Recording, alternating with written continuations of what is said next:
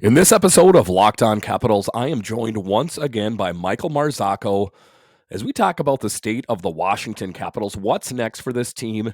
Is Brian Maclellan's job safe? We'll talk about that. And then what other changes do the Washington Capitals have to make before the start of next season? We'll talk about all of that and more next on this edition of Locked On Capitals. Locked On Capitals, your daily podcast on the Washington Capitals. Part of the Locked On Podcast Network, your team every day.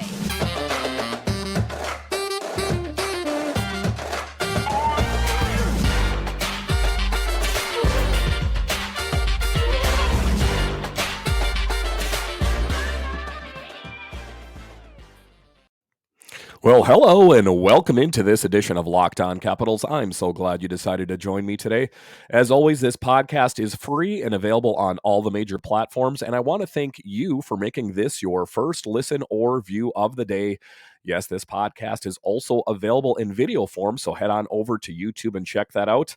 My name is Dan Holme. You can find me on Twitter. It's at DanCaps218. You can find the show on Twitter. It's at Locked On Caps. Well, in this episode, like I talked about, we are joined once again by Machael Marzzacco as we talk about the future of the Washington Capitals. But it's so crazy, this coaching carousel. You know, it didn't work on this one team, so they're going to go somewhere else, and you're going to get a different result on that. What do you think about Brian Maclellan? How safe is his job? Because we talked about this before, and I've talked about it with others as well. The onus of the Washington Capitals' mistakes this past year was on him. They knew goaltending was going to be an issue, and guess what? Surprise, surprise, it was. And the people that are going to argue with me are going to say they got 100 points with that tandem, and touche, great point. But still, they don't have that elite level goaltending. They don't have a Braden Holtby, and we could argue, and we'll talk about that a little bit later, if they have a viable option in Hershey. But that's what I'm saying is Brian Maclellan's job in jeopardy. I would say, in my personal opinion, if the Capitals do not make it out of the playoffs next year, it's going to be curtains for him. Yeah, I haven't looked at Mcclellan's contract to see how many years are left in the contract, but I do know if there's another first-round exit, he's definitely going to be gone, because I feel like the last 2 years, it was on him. And then he let a Hall of Fame coach in Trotz walk out the door. Yeah, and when I'm looking at that and I saw that, and I was thinking to myself, was that when they moved on from Trotz, was there more at play there? Was that was that Ted Leonsis, and was that Dick Patrick? Was that the brain trust of the Capitals? Was that telling them to move on? I guess we'll never really know on that, but that's what I'm saying. I mean, I think that, I wouldn't be surprised, honestly, if I found out tomorrow that Brian Maclellan lost his job. I would not be surprised at all, because we always, all the time, we hear about this window that's open and that it's closing and that it's a win now mode and all kinds of cliches, but it really doesn't mean anything when you knew that goaltending was a problem and you just turned a blind eye to it. I mean, the buck stops with him. He was the guy that should have fixed it. He did nothing. So just kind of talking about net minding here, we have Hunter Shepard, we have Phoenix Copley, there's Zach Fucale, who in Hershey or the Stingrays, do they have anything in-house for the future of the Washington Capitals? Say something crazy happens and Ilya Samsonov and Vitek Vanecek both walk and they sign with other teams. Do they have at least a backup option in Hershey or with the Stingrays? It would have to be Fucale, but you saw how the last 2 years, what happens when you go with two young goaltenders. Unfortunately, the Caps were dealt a bad hand when they signed Henrik Lundqvist, and he couldn't play because of a heart condition, which led to pretty much Vitek Vanecek and Ilya Samsonov, being that 1-2 tandem. But that's an interesting situation if they both leave. I would say Fucale would be a good backup, and they would 100% have to swing for a veteran. Now, which kind of veteran goalie would be available? I think Kemper's one of them, isn't it? Which one? Darcy Kemper, I think, is a name I've heard floated out there. Yeah, I mean, that's what I'm going to ask you. Sorry to cut you off. There's a bit of a lag here, but is there a netminder that you could see the Washington Capitals sign? Is there a veteran netminder out there that you could see them picking up? Because it seems pretty certain that that is what the Washington Capitals will do. Again, we talked about last time, I think, that Braden Holtby is also an option. Who is that veteran netminder, in your opinion, that they'll scoop up in this offseason? Maybe Semyon Varlamov, because we've talked about reunions, and maybe a Varlamov reunion could be good for this team. Yeah, I mean, he kind of, if memory serves, kind of had mixed results. I know that, I remember they were doing that 24/7 Capitals Penguins back there, and they were highlighting his career in it, or his time with the Washington Capitals, and it seems like he was a bit injury prone, if memory serves. But that's been some time looking back on that. But I mean, I think that we're both in agreement that they do need to pick up that veteran netminder because, like I say, if you go into next season with that same tandem, I think that you're just asking for trouble. I mean, I know that you are. So earlier in the show, we talked about Anthony Mantha and what kind of role do you see him taking on? I know that we talked about him maybe filling in for that Tom Wilson role. Anthony Mantha, I think, is kind of playing a lot better than many thought he was going to play. At least I thought. I know he was a big name, but he also kind of brought a physical game. What are your thoughts on Anthony Mantha? My thoughts on Anthony Mantha is that he's very underrated and he doesn't really get like the praise from a lot of Caps fans. But I can see how he was dealt like a really weird situation because when you lose fan favorite Jacob Vrana, people think, "Oh, you just lost all the speed." But really, Mantha's just a big body and a physical presence, which is why he would be pretty good with the top line filling in for Wilson because Wilson has that physicality too.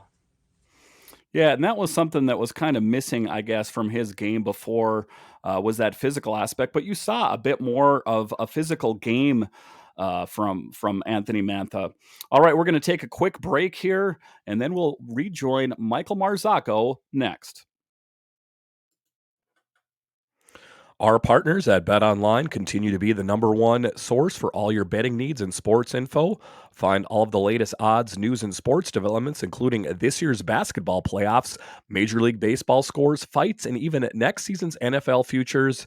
BetOnline is your continued source for all your sports wagering information from live betting to playoffs, esports, and more. Head to the website today or use your mobile device to learn more about the trends in action. Bet Online, where the game starts. All right, welcome back from the break here. So I'm talking with Machael Marzzacco of Stars and Sticks. And why don't you tell everyone where we can find your work, where can we find your written work, and just everything about you? So I've been a Capitals fan since like the 2003-04 season when I started being into sports, and just watching this team go from like the bottom to the top has been amazing. And I've been over at Stars and Sticks for over 3 years. I was approached by Fansided, and it was an offer I couldn't refuse, and I was speechless. But you can follow me and the team's work. I got a couple of writers just throughout the country.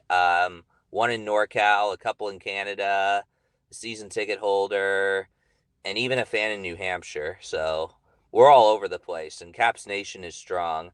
You can follow our work where we post articles all the time at stars_and_sticks. And you can follow my personal Twitter at Marzzacco, where I'm not just tweeting about the Caps. I'm tweeting about the Wizards, the Commanders, the Nationals, all DC sports. Yeah, so thank you once again for joining us on this show here. And I did read an article from one of the other writers at Stars and Sticks, and he had kind of an interesting take on the postseason for the Washington Capitals. And one of the things that he wrote was that maybe the Washington Capitals winning the Stanley Cup, and I'm paraphrasing here, maybe the Washington Capitals winning the Stanley Cup in 2018 was kind of putting off the inevitable, that rebuild that we were talking about. So that's an interesting take on it. Do you think that, that the Washington Capitals are all in on these core of players because there's this feeling of nostalgia associated with this team? This is the nucleus that took us to the Stanley Cup and did all these great things. Do you think it would have almost been better that the Washington Capitals didn't win in 2018? Because I think that there was change even brewing back then, because now it seems like they're kind of stuck in a spot here where they're like, they don't want to let go of anyone. And I'm not really sure what's behind that, but part of it, I think, is that agreement with Brian Maclellan, with Alex Ovechkin, keeping these players together so we can stay on a competing team. What are your thoughts on that interesting thought there? I wonder if that was CJ that wrote that, because I also meant to say that we have a writer in NorCal. So shout out to CJ there. Yeah, I was just I was pouring through some different articles on your page there, and I thought, that was an interesting take, something that I hadn't really thought of before. And yeah, I just thought, that was an interesting take on the Stanley Cup. And, I think that there's maybe some truth there, that there is some truth in the fact that, maybe the Capitals would have made some moves earlier if they hadn't won the Stanley Cup, because now I think to a certain extent there's, sentimental feelings associated with, well, this is the group that took us over the top. So, but you say that you also are a big fan of the Nationals. What do you make of the Nationals rebuild that's going on right now? It makes me very, very sad and very, very concerned as a Capitals fan. But it's like they're going in two different directions. It's almost like the Nats and the Lerner family were happy with that one World Series, and we're like, okay, let's start from scratch. And now the Lerners are looking to sell the Nationals. So it's such a different situation. I'll tell you, from being a Redskins / Commanders fan and seeing embarrassment after embarrassment every Sunday, I was longing for a DC championship as a kid. And I'll always be grateful that it was the Caps that were the first ones to do it, because they were the ones that were going to the playoffs every year and falling short. But as I mentioned earlier in the show, as great as that 2018 championship was, it was almost like it was an accident, because nobody, not even Mcclellan, saw that coming. And when it happened, Mcclellan was put in a tough spot, or Ted Leonsis, whoever was there. I mean, I wasn't a fly on the wall in the room, so neither of us know what happened. But then all of a sudden they were like, we were grooming Reardon for this whole time, and now he just won us a cup. Trotz just won us a cup. Yeah, like I say, talking about that again, it was just such a crazy thing to me that they moved on from him, and even equally crazy that they moved on from him on the Islanders. I'm hearing talk that he might go to the Jets, because that's where he was from growing up and stuff. So I guess that really remains to be seen. But looking at that Nationals team, for me, it's just such a mess. Juan Soto is kind of the franchise player there. If you take a look at it, it's a long list of unknowns. I know that there's some long prospects there. But Josiah Gray and Keibert Ruiz, etc. But that's what I'm talking about, is that rebuilds can sometimes go wrong, and maybe it'll take some time, and I'll eat my words, and that Nationals team will really be flourishing at some point. But as of right now, it's pretty rough.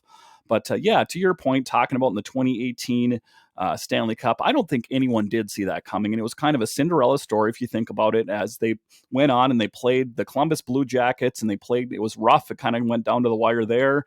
And everyone's saying, well, there's no way they're getting past the Blue Jackets. And then they move on to Tampa, and they're like, well, no one's going to beat Tampa. And I mean, especially now, if you look at Tampa, I could believe that. And they moved on past Tampa. They make it to the Golden Knights, and they're like, all right, they got lucky. But now they're playing the Golden Knights, their first season. This is where the rubber meets the road. There's no way the Capitals will beat them. And they won a Stanley Cup. And it was on the backs of Braden Holtby. It was on the backs of Philip Grubauer. And if you think about it, and I hate to make it all about goaltending here, but if it wasn't for that Philip Grubauer, Braden Holtby 1-2 punch, I'm going to say right now that the Washington Capitals would not have won the Stanley Cup. When Braden Holtby started to falter, Philip Grubauer came in, and it was almost like a perfect scenario, because then when he started to falter a little bit, Braden Holtby was well rested, and the rest is history. So I think that it was truly, in a lot of ways, a Cinderella story for this Washington Capitals team. Just kind of an improbable thing to happen, but I just still think fondly back looking at Alex Ovechkin and his just disbelief that his team finally got over the hump. What are some of your fond memories of the Washington Capitals winning the Stanley Cup in 2018? I know it's been some time already, but it was still something that I'll never forget. Just a really special moment. I was watching with my wife, and I'm like, something's going to happen. Something's going to happen. This is just too good to be true. What are your fond memories of the 2018 season?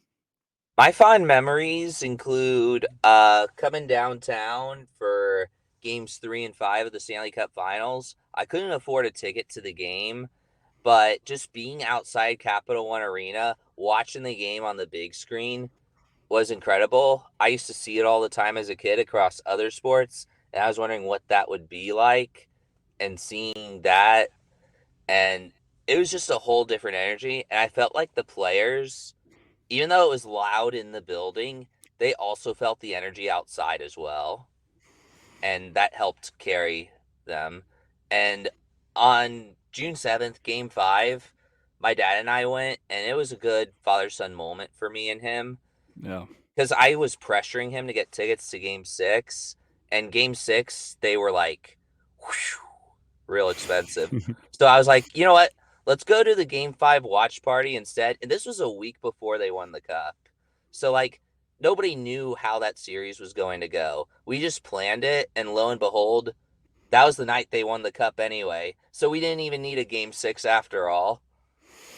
Yeah, just even thinking back on it now, and just I think to a certain extent that is why Marc-Andre Fleury doesn't want to come back, or he doesn't want to come to the Capitals. Rather, I think that there's just a long line of bad blood, or that rivalry that doesn't want to let go between the Penguins and the Golden Knights. But yeah, just some really fond memories for me as I look back on that season, and I'd like to think that this Washington Capitals has one more cup in them. Hopefully, with this Ovechkin, Backstrom lineup at least. The rest of the lineup, I guess, remains to be seen. All right, after the break here, we're going to talk quickly about Alex Ovechkin. Yes, we can't let an episode pass without talking about Alex Ovechkin.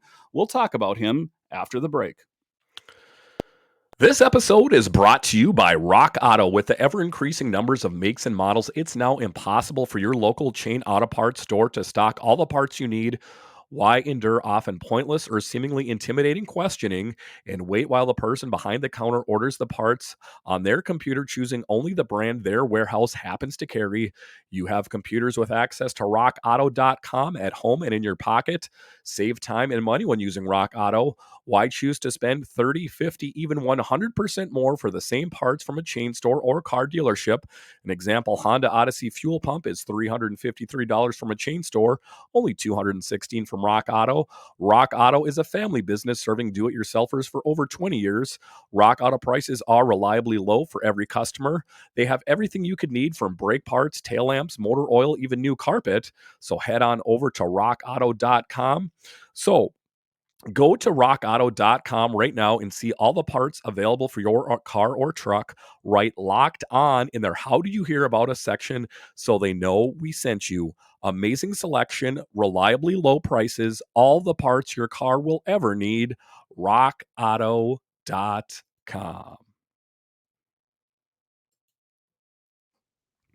All right, welcome back. We're talking with Machael Marzzacco of Stars and Sticks, and we're talking about a truly landmark season for Alex Ovechkin. If you think, all the milestones that we're peeling off this year, one after the other, as he chases Wayne Gretzky to be the all-time goal leader, and just the great things that he has done this year. Talk to me a little bit about Alex Ovechkin. I mean, we just take a look at all the things that he did. Ovechkin, at 780, and he, I think that it is insight for him to catch Wayne Gretzky. What are your thoughts? You gave a review, your report card on Alex Ovechkin. Tell us a little bit about your thoughts on Alex Ovechkin after this year. I'll tell you, growing up a Capitals fan, I mentioned earlier in the show, it was like 03-04 when I started watching this team. So when they were in last place, I knew they were going to draft somebody special, but I didn't know who it was. And it was hard to really know who Alex Ovechkin was because there was like a whole NHL lockout going on. If there wasn't that lockout in his rookie year, we would not only be talking about how he's in third place, we'd be kind of talking about how next season could be him catching Gretzky. But, owners, money, oh well, what can you do? But this past season, it's a good start for him after he signed that contract because he needed just 33 goals and he got 50. And he did it at age 35 with critics bashing him left and right before the season even began. And this was a really important season for Ovechkin because now it's not if he's going to catch Gretzky, but when. He's going to break Gordie Howe's record next year, and I think he's going to top Gretzky the year after that. Get your tickets now. Yeah, and that's one of the things that I'm worried about is injury, as we know that he sustained a brief injury this season. And I think that would be probably the only thing that would derail his hopes of catching Gretzky, because I know that he's getting older, just like we're all getting older here. But I mean, he's changing. I talked about in a previous podcast, he's changing up his workout routine. He's always working out harder and harder and starting earlier and earlier. And I think that's part of it. The older you get, you kind of have to take a little bit better care of yourself. You have to kind of up your workout regimen. But I think that Alex Ovechkin can do it. And just, if you take a look at the milestones on this season alone, and I'm not even talking Alex Ovechkin here, let's talk about Nick Backstrom, all the different, milestones that peeled off this year. There's too many to count, but just, I know that the Washington Capitals did not get the result that they were looking for. I know we all were hoping for a Stanley Cup win, but if you take a look, they finished with 100 points. They made it to the first round of the playoffs. How many other teams out there in the National Hockey League don't even make it to the playoffs? I think to a certain extent, the Washington Capitals fans are, I hate to say it, maybe a little spoiled. Why don't we talk to the Coyotes about that? Why don't we talk to the Sabres about when the last time that they were to the playoffs or the Cup? Do you think that there's some truth to that the Capitals fans, I hate to use the word spoiled, but are we a little bit spoiled, that, it's almost expected that the Capitals will make it to the playoffs somehow? I agree. I think we're all kind of a little spoiled getting to watch a guy like Alex Ovechkin night after night. And I was telling my mom this. I'm going to be really sad when Ovechkin retires because I feel like the game is going to get a lot more boring. It never was boring, but it would get boring without Ovechkin and, dare I say, without Crosby too. Yeah, I mean, there's that rivalry that goes back and forth, but there's that crazy thing I saw on Tarek El-Bashir's page. He has it pinned on there where he has all these goal sticks that he's acquired, and a couple of them are actually Crosby. So there's some, respect that goes back and forth between the two of those guys, and just, some really great memories between them. But that's what I'm talking about, is that, this Capitals team, I mean, like I say, it wasn't the outcome that we were looking for, but they did make it to the playoffs. And sometimes I think to a certain extent that needs to be enough. But, I don't want to settle for second best either. Don't get me wrong. But, to a certain extent, when I talk to these different Locked On hosts and they're like, man, our team's been out of it weeks ago. So it's going forward. I think that I'm just trying to get a new perspective on the Washington Capitals and how they're playing. So what big changes do you see the Capitals making here before the start of next season? I know we've talked about the net minding situation. Is there any jaw-dropping things that you anticipate happening before the fall? Is there, just that thing like, whoa, I did not see that coming? The big jaw-dropping thing is if Brian Maclellan read my articles and decided, oh, good idea, I'm going to trade John Carlson. I could see Cap's Twitter just blowing up because you'll have the Carlson fanboys defending him, and then you'll have the other people that kind of have the little non-biased approach just nodding their head going, yeah, this was kind of a right move. Yeah, I mean, it'll be interesting. I don't know what it is. Just something tells me that there's going to be something that happens, and it'll catch you by surprise, as it always does. You'll be at work, and all of a sudden, Twitter will go off, and you'll find out, like you said, maybe John Carlson, maybe some names that we've really grown to love will be gone. I hate to say, maybe TJ Oshie, some big player, because let's face it, as long as it's not bad. Yeah. I mean, or or something crazy. What is crazy to me? Crazy to me, obviously, the most crazy would be Alex Ovechkin, and right up there would be Backstrom or Wilson. I think that it would be hard to be a fan almost to a certain extent if you say something crazy happened like Backstrom or they moved on from Tom Wilson. I would really question their judgment anyway. But like I say, I just see something happening, and but that's what they're going to need to do if they want this rebuild. I'm going to kind of go back and do a callback here on the Rangers. They parted with a lot of big players that were tough to move on from. I think the Washington Capitals are going to have to do that. They're going to, I mean, you're not going to give up an Irwin and get a big haul on him. You're not going to give up a not Chalowski, but you're not going to give up, a lot of these fourth line players or these AHL players and get a big return on them, right? So that's what's going to have to happen. Is it's going to have to be someone that's got some worth, a TJ Oshie or something like that. Do you think that there's something in the cards for the Washington Capitals like that, like a TJ Oshie moving or something like that? I could see a big haul of not just Oshie, but several players moving on. Like maybe Oshie, Eller, Carlson, and one other for a big return after that. Like a haul of a mixture of a couple of young players and maybe one or two prospects. And those happen more in the MLB and the NBA, but it could very well happen in the NHL. Yeah, I mean, and I just think it has to happen. I don't want it to happen, but I think that it's going to happen.